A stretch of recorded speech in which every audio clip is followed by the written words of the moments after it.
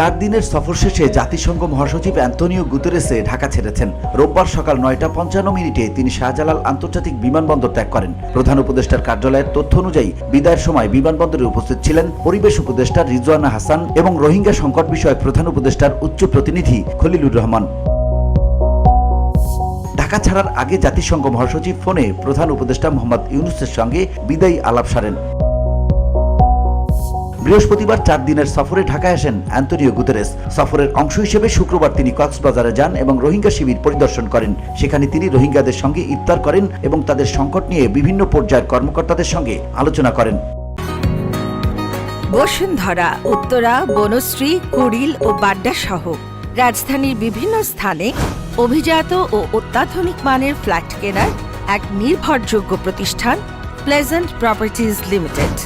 তাই আপনার স্বপ্নের আবাসনের জন্য আজই যোগাযোগ করুন। Pleasant properties limited, where destiny matches eventually. শনিবার সকালে গুলশানে জাতিসংঘের নতুন ভবনের উদ্বোধন করেন গুতেরেস। দুপুরে ঐক্যমত্য কমিশনের সঙ্গে বৈঠক করেন এবং পরে নাগরিক সমাজের প্রতিনিধিদের সঙ্গে মতবিনিময় করেন। VOD Bangla news desk.